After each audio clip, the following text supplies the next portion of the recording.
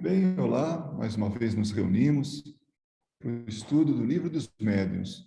Hoje, quarta-feira, dia 13 de julho de 2022. Nós estamos estudando os inconvenientes e perigos da mediunidade. Então, nós aprendemos que, até agora, que a mediunidade não é nenhum mal e também não oferece perigo, né, para a saúde. E pediu também, e os espíritos, a gente pode aprender também sobre fadiga, esse tipo de coisa, mas qualquer atividade nos traz isso, enfim. A influência do exercício da mediunidade sobre a saúde, sobre o cérebro e sobre as crianças. E hoje nós vamos dar continuidade, né? Temos aí digamos, uma sessão relativamente curta em relação às que nós temos em relação a que nós normalmente fazemos, que é para fechar o assunto de hoje. Então, nós estamos no item 222. A prática do espiritismo, como adiante veremos, requer muito tato para se desfazer o embuste, o engano dos espíritos mistificadores. Então, é uma preocupação de Kardec sempre, para que nós não sejamos alvo de mistificação, ou seja, de enganação, de sermos enganados.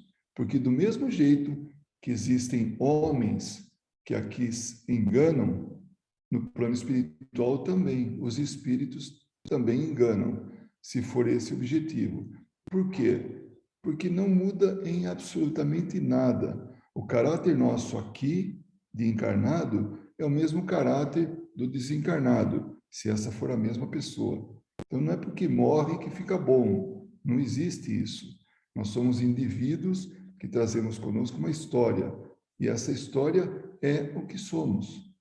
Então, todo o nosso conhecimento, toda a nossa maneira de ser, toda a nossa experiência, o nosso caráter, ele é o que é. E não muda, como encarnado ou como desencarnado. Eventualmente, por causa do esquecimento, a reencarnação abafa um pouco aquilo que temos, em termos de qualquer coisa, dos pontos positivos e dos pontos negativos. Mas ainda assim, nós temos tendências que isso, o esquecimento não abafa, porque é algo inconsciente, é algo que é nosso. Então, Kardec sempre se preocupou com isso. Olha, cuidado com espíritos enganadores. Então, quando ele fez a escala espírita, ali tem todo tipo de espírito que pode ser apresentado, ou pelo menos uma gama muito grande, um leque, onde se situa cada tipo de espírito. Vem, parece. Oi? This is all about. I got $50 though, so if I lose, I don't want to lose too much. Got my iPad. Quem chegou pode fechar o microfone, por favor? Obrigado. Então, essa é a preocupação de Kardec. Então, seguindo, se homens feitos são por eles enganados, a infância e a juventude estão ainda mais expostas a isso, por sua inexperiência. Então, aqueles que têm menos tarimba, menos conhecimento, menos experiência, podem estar mais sujeitos a isso, mais expostos a isso. Sabe-se também que o recolhimento é condição essencial para se tratar com espíritos sérios. Então, se nós estamos tratando com espíritos sérios, nós vamos ter que estar na mesma faixa de vibração, de pensamento, de comportamento. As evocações feitas levianamente ou por divertimento constituem verdadeira profanação, que abre a porta aos espíritos zombeteiros ou malfazejos. Então, é uma preocupação muito grande dele isso. Cuidado, né? Se quiser realmente ter uma experiência a respeito de... Desculpa, eu estava lendo aqui, por isso que eu tinha um recadinho aí, né? Então, nas mãos de pessoas inexperientes, nós vamos estar sujeitos a esse tipo de acesso, né, dessas pessoas, desses espíritos zombeteiros. Como não se pode esperar de uma criança a gravidade necessária a um ato semelhante, seria de temer que, entregue a si mesma, ela o transformasse em brinquedo. Então, o que nós estamos vendo aí? A influência do exercício da mediunidade sobre as crianças. Então, as crianças não têm ainda esse conhecimento, não têm ainda essa malícia de perceber as coisas e pode ser muito enganado e pode cair realmente em verdadeiras armadilhas. Vira e mexe, a gente se lembra da brincadeira do copo, né? Aquela que as crianças ficam em torno de um copo, com ou cera, ou letras, ou alguma coisa assim, flutuando na água, e formam figuras que levam a concluir algumas coisas. Então, essas crianças, elas podem estar sujeitas a obsessões por muito tempo, às vezes pelo resto da vida. É muito sério isso. Tem até um livro que fala, como é que é, Varinha? Os copos que andam. Os copos que andam, né? Foi escrito a partir de uma dúvida, né? Como que é essa brincadeira que estava sendo muito divulgada, tudo? Isso durante uma exposição de livros, uma feira espírita na cidade de São Carlos, em São Paulo, no estado de São Paulo. Então, ali, por que não a gente não faz isso? Tá? E tinha alguém que tinha acesso a um espírito, né? E numa reunião mediúnica foi solicitado que ele ajudasse a esclarecer isso. E daí partiu esse livro, né? Copos que Andam. Eu não me lembro exatamente se a Verinha está falando, então é isso aí. Tá? Então, a mediunidade nas crianças pode passar de uma brincadeira para uma coisa muito séria. Portanto, não custa a gente explorar um pouco, né? Saber se as crianças com as quais nós temos contatos têm esse tipo de brincadeira, sem naturalmente que tenham algo assim que venha motivar as crianças a tomarem a brincarem com isso, né? Mas procurar saber de alguma maneira, porque isso é uma brincadeira muito, muito séria, né? Mesmo nas condições mais favoráveis, é de se desejar que uma criança dotada de mediunidade só a exerça sob a vigilância de pessoas experimentadas, que lhe ensinarão, por exemplo, o respeito devido às almas dos que se foram deste mundo. Não é nenhuma, digamos assim, nenhuma surpresa sabermos de crianças que veem espíritos, né? Que conversam com espíritos. Então, que seja conduzido de uma maneira muito, assim, séria, para que ela possa ter respeito com os espíritos, porque todos nós somos dignos de respeito, inclusive os espíritos, né? Vê-se, pois, que o problema da idade está subordinado tanto às condições do desenvolvimento físico quanto às do caráter ou amadurecimento moral.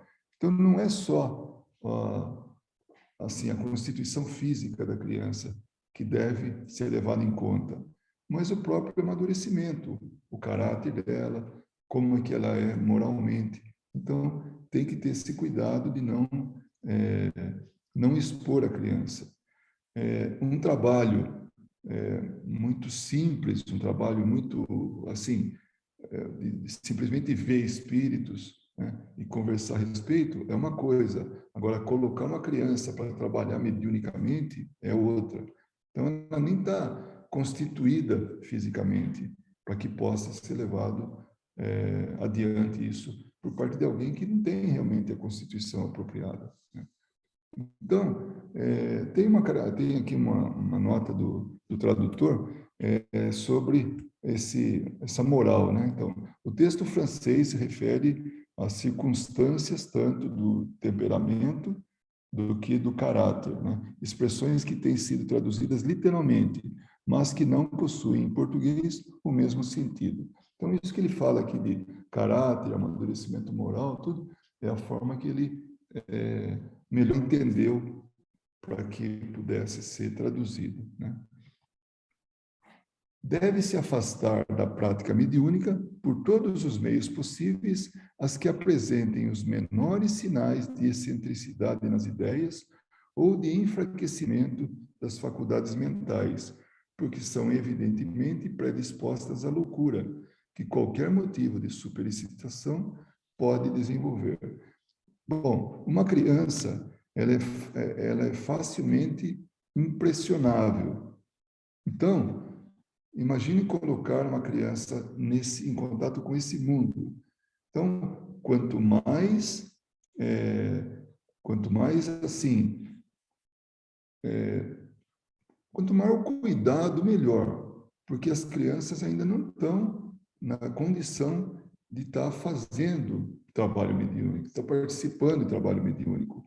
Então, é melhor então que se afaste, que deixe disso. Por quê? Porque pode trazer consequências psicológicas para as crianças.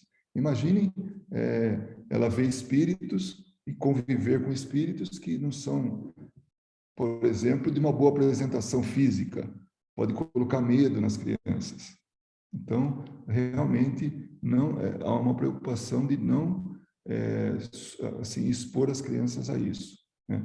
Vai um pouco mais longe, Kardec coloca uns nomes assim fortes, né? Os adjetivos fortes, né? Evidentemente predispostas à loucura, né? Coloca assim sobre o enfraquecimento das faculdades mentais. Então, é importante que não tenha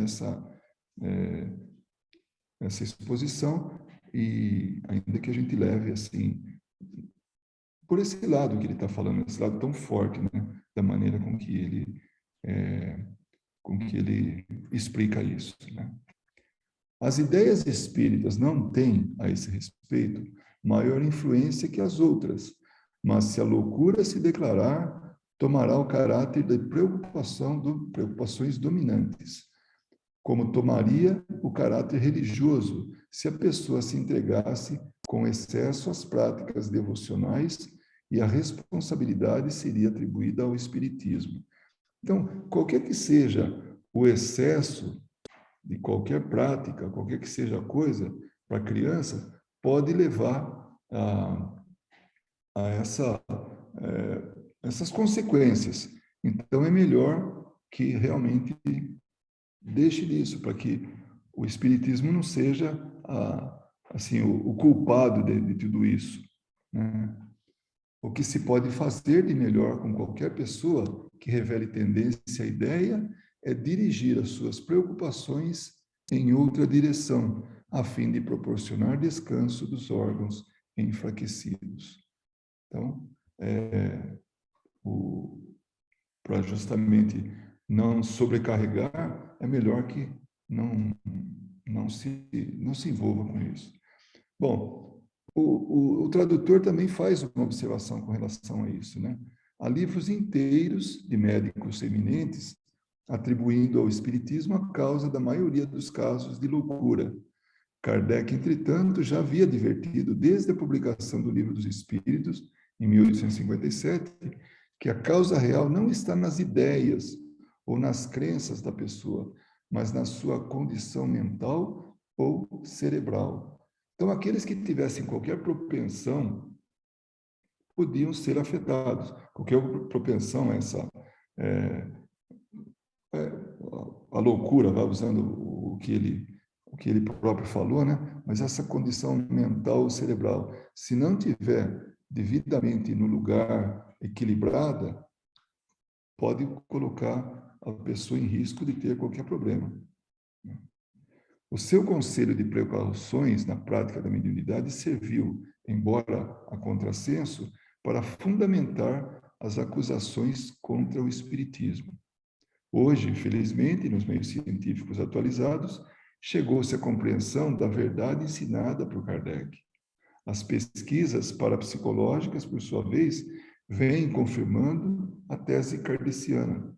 Só o fanatismo ou a ignorância podem justificar hoje a repetição dessas acusações absurdas, ou seja, que o espiritismo leva à loucura, que o espiritismo causa problema de saúde, né?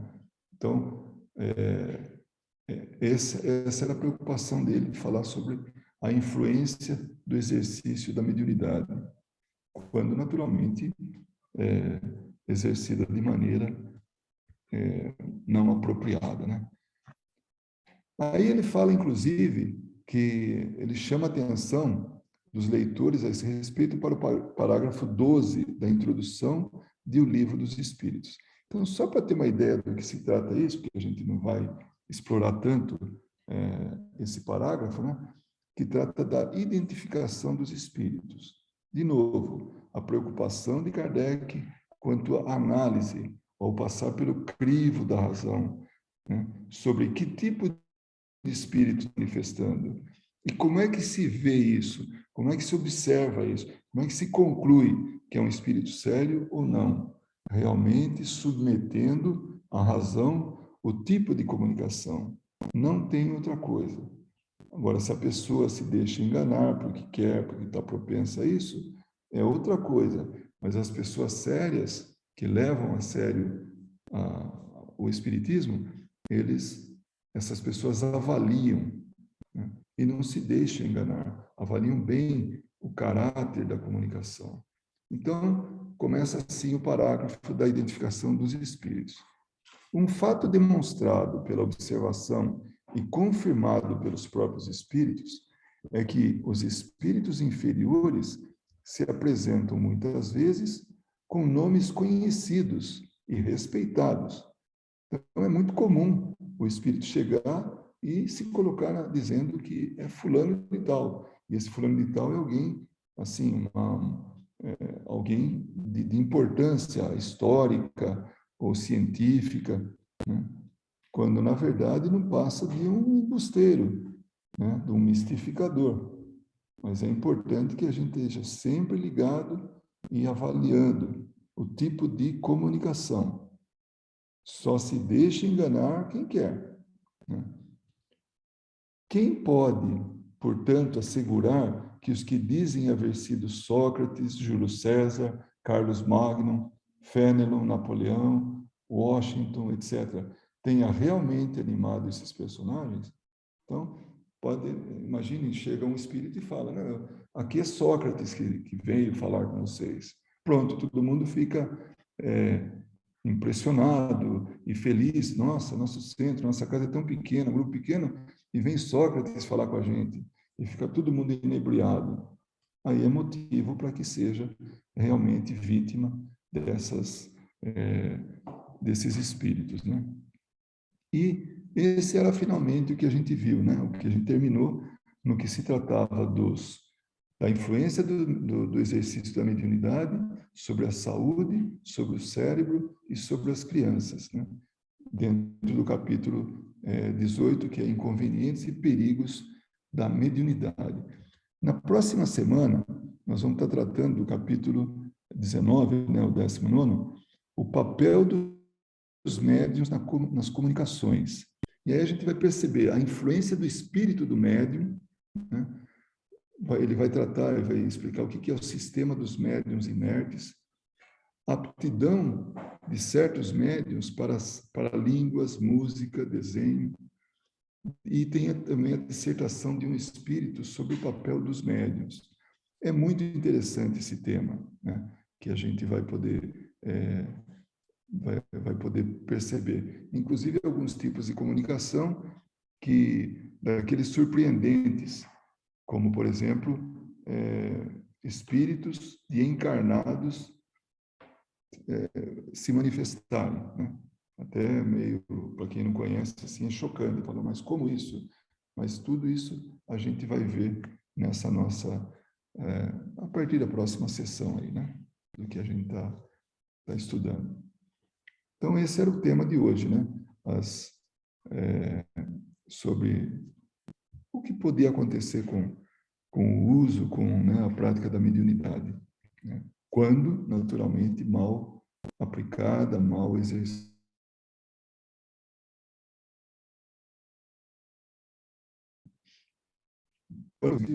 Discutir um pouco, né, do que foi lido, que foi estudado.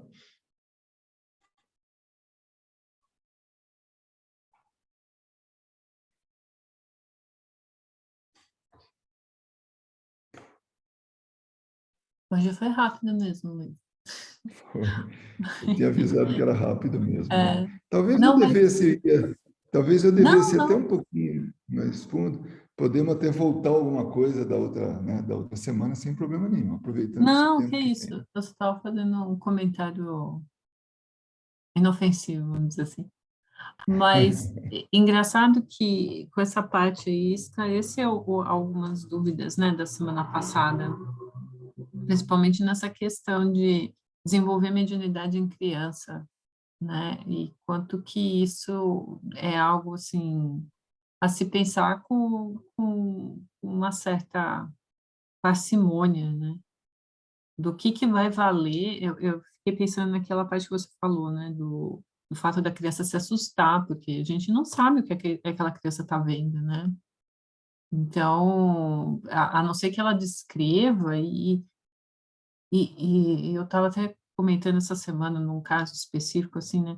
A gente não sabe quantos traumas as crianças trazem dentro delas e elas não conseguem expressar isso. Não é, um psicólogo, né, acessar uma criança não é uma coisa simples, né, o pensamento, porque está aprendendo a distinguir realidade de ficção, está aprendendo o vocabulário, está aprendendo um monte de coisa, né? Então, a gente não sabe, nunca vai saber o que elas estão vendo literalmente, né? Então, para que estimular uma coisa que a gente não sabe se vai ser sadio e se vai trazer realmente algum tipo de benefício, né?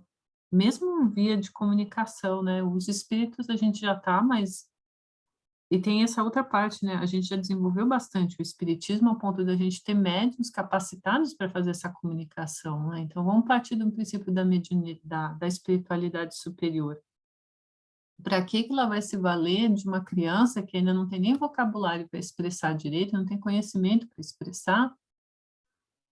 Para que desenvolver? Qual é o propósito, né, de você desenvolver mediunidade em criança, né? Eu não vejo mais essa necessidade. Esse comentário que você fez leva a gente a pensar numa coisa. Quando a gente, assim, na fase de criança, todos nós estamos sujeitos, porque é nesse momento que nós estamos, que a criança está sendo formada, está sendo moldada. A infância é algo assim, bastante longo em nossas vidas, justamente porque é um momento flexível para que a criança possa, em mãos acertadas, né, em boas mãos, aprender mais e formar uma base sólida para a idade madura. E tem muita gente que tem problemas mal resolvidos, né? Aquela criança mal resolvida ainda carrega consigo e que tem seus traumas, seus problemas, tem uma série de coisas. Eu não sou psicólogo, mas isso pelo menos dá para saber que acho que a gente é tão lógico, tão óbvio que a gente pode concluir assim com toda a segurança, né? Então imaginemos que se a gente tem uma preocupação de ter, de dar um lastro, né, moral, psicológico, algo assim que venha a contribuir para a formação de um bom adulto, né? Então, a prática, então devemos tomar todo esse cuidado, porque a prática da mediunidade, como você falou assim, para quê, né? Num momento como esse, de uma criança, porque a gente vive falando, olha, para que a gente seja um bom médium, nós temos que aprender muita coisa. E isso só vem com estudo, com a experiência, né? E não há tempo hábil para isso. Uma criança, ela está se formando em tantas outras áreas que a gente vai colocar mais isso, que possa até vir atrapalhar o desenvolvimento dela, causar algum trauma, algum susto, alguma coisa que venha a refletir na formação dela, né? Isso sem falar na formação física dela ainda, né? Então, como você falou realmente, para que dar essa responsabilidade para alguém que não tem preparo? Só vai atrapalhar. Então, vamos dar essa responsabilidade para quem se prepara, para quem estuda, para quem faz uma prática adequada, né, da mediunidade. Então, realmente é muito importante essa consciência. Depois de uma certa idade, mas ainda na minoridade, né, que ainda não é maior, né, o médium pode praticar a mediunidade de forma tranquila, muito bem conduzida, e sempre na presença de um responsável. Porque toda a família que se preza cuida daquele menor que está sob responsabilidade deles, né? Filho, sobrinho, neto, o que seja, né? Então, é muito importante isso. Tem até o ponto de vista legal para isso. É menor de idade, tem que ter um acompanhante para justamente melhor conduzir, para melhor até vigiar o que está acontecendo, porque é uma responsabilidade, né? Não é uma coisa tão simples. Então, a mediunidade nas crianças é totalmente dispensável. Não, mas espera aí, a gente viu que a mediunidade em Chico Xavier, aos 8 anos, já era com força total, né? Ele via espírito desde que ele se conhecia por gente, né? Mas alguns vieram preparados para isso. Mas isso são casos isolados. Mas eu, porque alguém da minha família, uma criança, vê espírito, opa, é médium, já vou atrás disso aí, né? Para dar prática mediúnica, tudo, quando ela não tem nada que venha a, sabe, a dar o conforto para ela, a segurança para ela praticar. Nem equilíbrio emocional. Pois é, porque ela não está nem formada totalmente. Ela não está madura. Então, vai faltar equilíbrio emocional, vai faltar, inclusive, a própria formação física, né? Tem uma série de coisas que estão em jogo aí.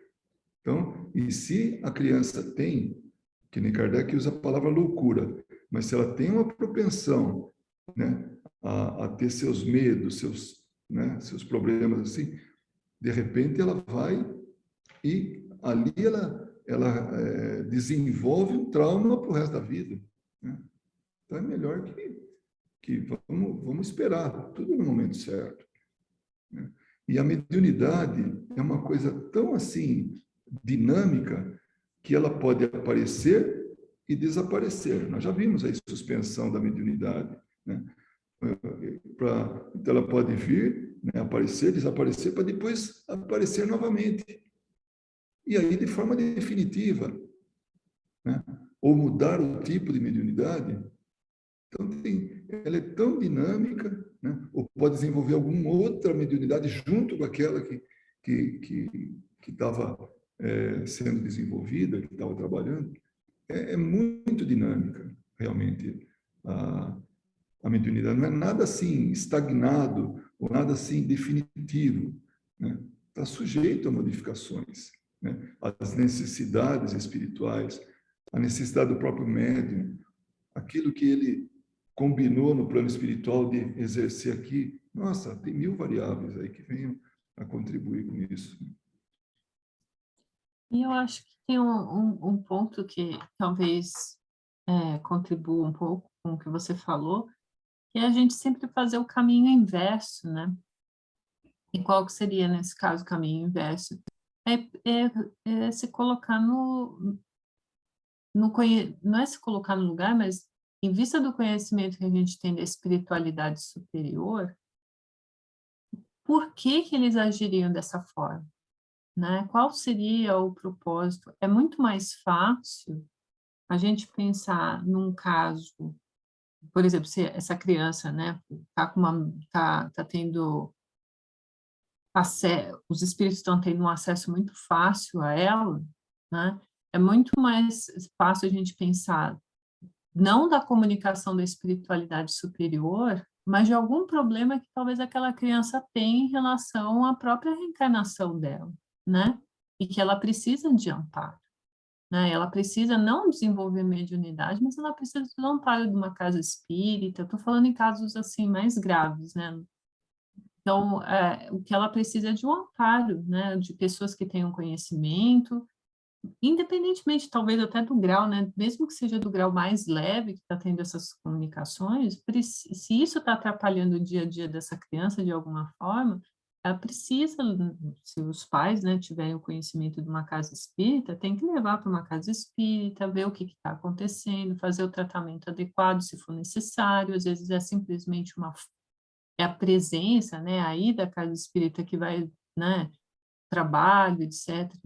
Trabalho de evangelização nas casas espíritas serve muito para isso, né? Não é um momento né, pelo menos essa é a minha interpretação, não é só um momento de doutrinação, né? Tudo que a gente faz dentro da casa espírita também é um tipo de tratamento. A gente não pode esquecer que aquele ambiente, ele é todo preparado.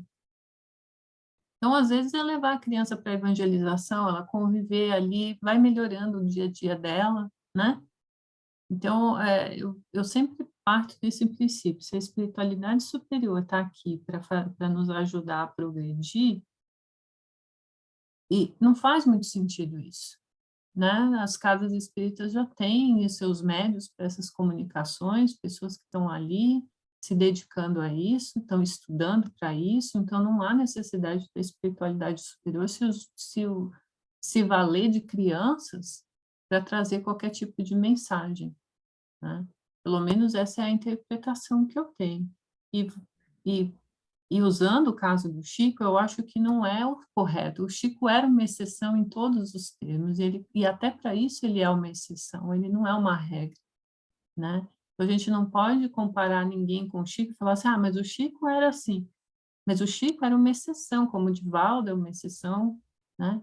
Então, a gente precisa voltar à realidade, né? A maior parte dos espíritos que estão reencarnados aqui estão um pouco distantes do Chico, estão um pouco distantes do Divaldo, né? Então, não queira usar a sua... E veja o perigo, né? Querer comparar uma criança, ou seu filho, ou uma criança conhecida com o Chico, né? Qual é o que está por trás dessa comparação, né? Que não faz muito sentido, né? Então, a gente tem que também, sabe, não colocar tanta pressão nas crianças, né? E olha, o conhecimento é tudo, né? A educação, o conhecimento realmente faz a diferença. Vocês imaginem famílias na total ignorância do meio, né? O que representa um meio instável, né? Para uma criança que vê espíritos, que pressente muita coisa, que consegue perceber o ambiente espiritual, as vibrações e tudo, num ambiente onde, por exemplo, os pais e o restante da família vivem pé de guerra, vivem ou num ambiente de vícios, ou vivem, sabe, de forma desequilibrada. Então, olha a responsabilidade que a gente tem para com aqueles que nós temos o dever de proteger, de amparar, de conduzir. Então, eu fico imaginando, né, a perda da oportunidade, porque é isso que acontece, né? A perda da oportunidade quando famílias não têm o equilíbrio para poder ter uma criança que tenha, que demonstre, né, algum tipo de mediunidade. Então, realmente é uma carga muito mais pesada nesse sentido. E pode desenvolver, assim, favorecer um desequilíbrio muito grande, né? Ao passo que, ao contrário, tem um médium na família, uma criança. Então, como é que a gente age? Lembrando disso, o ambiente é importante para ela, porque, como você falou, o psicólogo, quem quer que seja, não consegue entender a mente, o que está acontecendo, a visão do ponto de vista dela. Então, ela está recebendo aquelas informações, está processando aquilo, e aquilo vai causar alguma coisa, algum resultado nela, né? Bom ou mal, dependendo de como que tá sendo feito. Então, essa condução bem feita, né, para essa criança. Eu lembro de um amigo que fala que o lugar que mais tem médium é no manicômio, né? Por quê? Por pura ignorância.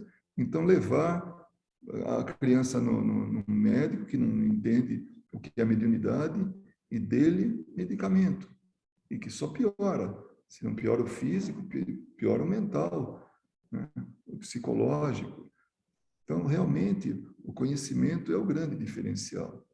Eu tenho certeza que aqui, quem está assistindo nesse momento, seja ao vivo ou através de gravação, está buscando isso, está buscando como melhor se comportar, não somente para nós, mas para todos aqueles que estão à nossa volta. Então, sabe a importância de um lar equilibrado, sabe a importância, por exemplo, do evangelho no lar, porque está refinando o ambiente, está fazendo de tal forma que essa criança possa levar ao longo da vida infantil, dessa fase infantil e mais além, né, de forma tranquila, viver de forma tranquila, sem grandes preocupações, ou traumas, o que quer que seja. Então, olha a importância da gente saber sobre a realidade espiritual. Porque quem não sabe, não vê nada, não percebe nada, e está pouco ligando para o que está acontecendo de consequência com relação àquelas pessoas. Então, um ambiente de gritaria, de brigas, de vícios, tudo isso é extremamente desequilibrante. E se tem alguém sensível ali no meio, vai ter consequências, não tem jeito. Só se for um espírito muito, muito elevado, mas cá entre nós, né? Nós estamos na Terra. Não tem tanto assim, né? Por atacado, né? Espíritos elevados aqui. Nós estamos tudo no mesmo, mais ou menos aí, farinha do mesmo saco, né? Então, realmente é isso, essa preocupação de manter um ambiente adequado para uma eventual criança que está, né, demonstrando a mediunidade. E que não é nem nada raro. Isso é coisa que está acontecendo direto e a tendência é acontecer mais e mais.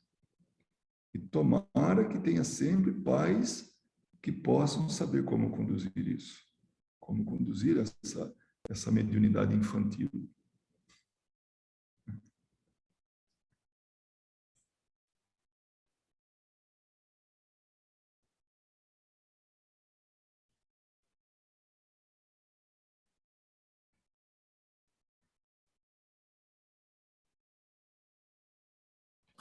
Então, eu vou fazer outro comentário. É interessante, né? Porque por que que existe? Eu estava pensando em tudo que você estava falando, né? E num comentário que eu tinha feito antes, por que que é necessário um centro espírita, né? Olha, Zad, eu faço evangelho no lar, eu participo de um voluntariado, então para que que eu vou no centro espírita, né? Porque a gente não é autodidata ainda no espiritismo, né? Por mais que a gente leia por si só o livro dos espíritos, por mais que a gente leia por si só o evangelho, frequentar uma casa espírita é entender tudo isso que a gente está discutindo aqui, tentar, né, entender na medida do possível, é frequentar um ambiente onde as vibrações são mais serenas para a gente poder colocar os nossos pensamentos em ordem, né? Entender o que está acontecendo muitas vezes na nossa casa, no nosso trabalho. Quantas vezes, né, que eu já frequentei o centro espírita e dentro de uma palestra eu consegui compreender uma dificuldade que eu estava passando no meu trabalho, na minha casa, né? Então, a mesma coisa que vale para um médium quando ele vai estudar, o que que a gente chama, né, de estudar para mediunidade, estudar o livro dos médiuns, etc., né? A mesma coisa vale para uma criança. Por que que é necessário levar, e não é só pegar E daí eu vejo isso pela realidade que é aqui, né, no Brasil. Não é você pegar a criança, largar no sábado à tarde lá no centro espírita e fazer essas coisas, né? O centro espírita não é mais uma escola que a criança vai frequentar, né? E Ou uma aí vem creche, né? Ou com uma uma creche que creche deixa dá para poder fazer outras coisas para particulares, fazer né? outras coisas. E daí me vem na cabeça sempre isso, né? Você falou assim, tá ficando mais comum, né? Essa interação, né? Entre as crianças e o plano espiritual, etc. Me traz a sensação de que, de novo, né? A gente precisa ter uma certa responsabilidade, uma vez que a gente está trazendo o espírito para cá, né? A gente tem que, e isso eu falo não por experiência própria, mas por experiência que eu vejo na minha volta, né? E também como docente. A responsabilidade que é ter outra pessoa sob sua responsabilidade, né?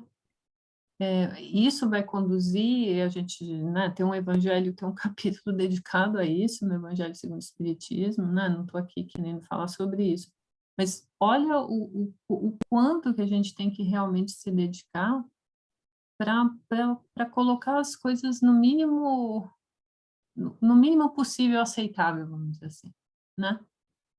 Então, mais uma vez, né? E para mim foi essa reflexão que eu fiz, né? A necessidade que a gente tem de incorporar o centro espírita dentro do nosso dia a dia, né? É só É isso que eu o, estava pensando. o centro espírita, ele realmente é de grande ajuda. Nossa, como é?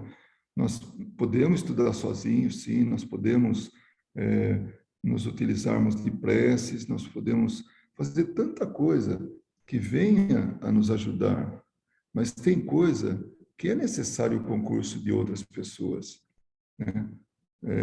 De médiums, né? Então a gente tem que lembrar disso realmente. É uma pena assim que a gente, apesar de já existirem, né, principalmente no Brasil, né, tantas casas espíritas, mas é uma pena que não esteja espalhado no mundo todo nessa mesma proporção que aqui tem, né? Porque é de grande ajuda, é de grande valia, porque tem coisa que a gente não consegue fazer sozinho. Precisa do concurso de alguém que saiba como melhor fazer. E não é nenhuma vergonha, não é nada, inclusive para trabalhadores, né? Às vezes a gente fica preocupado, puxa, eu estou tirando a vez de um paciente, de alguém de fora que está com problema. Eu não tenho nem coragem de pedir que me ajude no meu problema.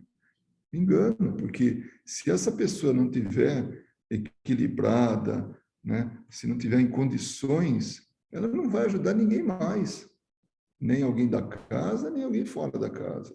Então, todos nós somos necessitados e nos ajudamos mutuamente. Então, tem problema de ordem espiritual, né? O centro está aí para isso, né? E tomara cada centro tenha a sua, é, a sua disposição, a sua vocação para trabalhos mediúnicos, estudo, né? Passes, tudo. E também trabalho mediúnico. Eu, eu estive na terra da minha esposa, e aí conversando com a minha cunhada, eu falei, e aí, a casa já tem trabalho mediúnico? Né? A casa que você frequenta? Eu falei, ixi, nada ainda. Só que essa casa tem décadas e não tem trabalho mediúnico. Então, é um desperdício tão grande de possibilidade de ajuda, né? É bastante triste isso. Mas, felizmente, é a minoria, né? Porque a grande maioria tem muitos trabalhos de vários tipos para ajudar encarnados, desencarnados, específicos para algum tipo de ajuda. Enfim, tem, a maioria tem sim essa atividade.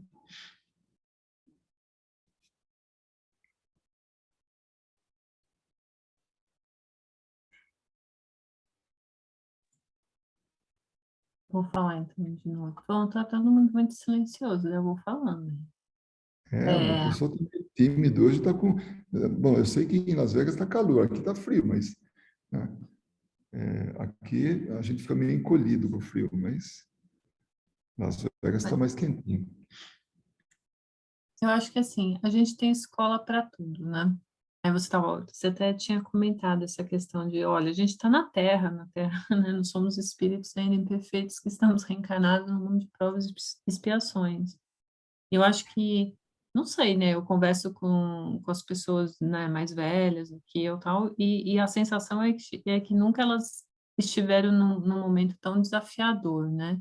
Da humanidade, em tantos aspectos ao mesmo tempo, né? E daí, aonde que eu vou me fortalecer moralmente para não pegar essa vibração que está muito pesada aqui e não ficar tão pesada quanto a vibração, né? Você falou, nós não somos espíritos superiores, né? Então, a gente, e lembrar sempre, né, que todos nós somos médiums, né? Caso contrário, a gente não tinha como se comunicar com os nossos mentores. Então, a gente capta essas energias e fica todo mundo meio apático, né? Eu fico olhando assim as pessoas, parece que as pessoas estão meio apáticas, né? Então, como que eu vou achar energia para não ficar apático da mesma forma? É eu brinco, né? Que é no posto de gasolina do centro espírita, né? Eu tenho que me abastecer lá, porque se eu não me abastecer dessas energias mais elevadas, provavelmente eu vou ficar como as demais, né? Desacreditando nas coisas, né? Então, essa é a função do centro. E se a gente conseguir ensinar para os nossos filhos, desde a tenra infância, a importância de fazer isso, né? Eu acho que a vida deles vai ser muito mais simples, né? Assim, não é que vai ser mais simples, mas que eles vão ter as ferramentas certas na hora certas para lidar com essas dificuldades, né? Não vão talvez passar pelos percalços, né? Que os pais passaram muitas vezes, né?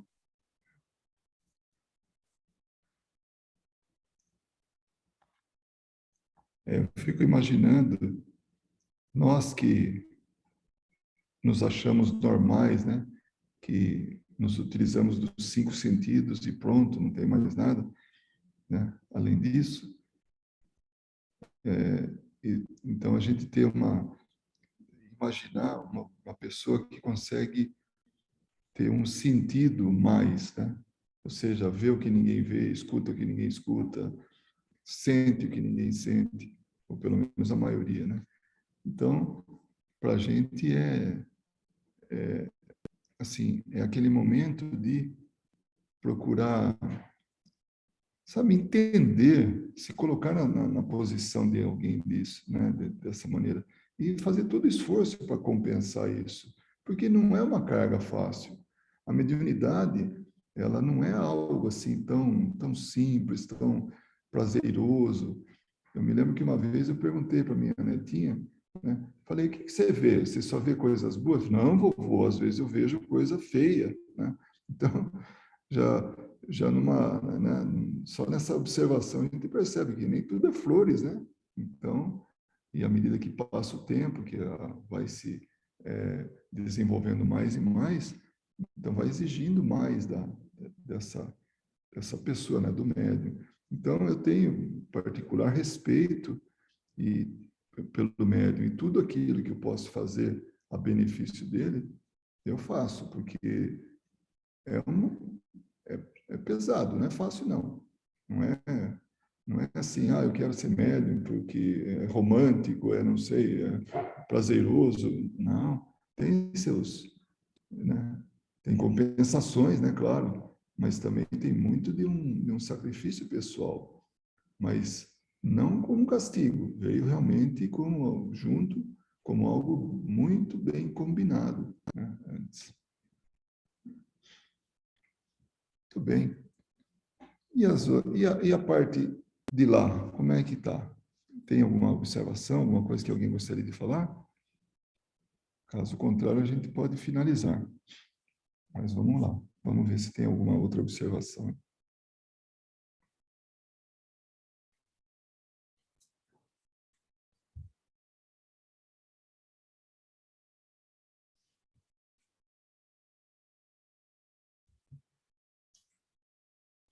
Muito bem, então acho que a gente pode finalizar por aqui, né? Tem outra atividade em seguida, então a gente respeita isso. Então, eu termino aqui essa nossa gravação, agradecendo a todos por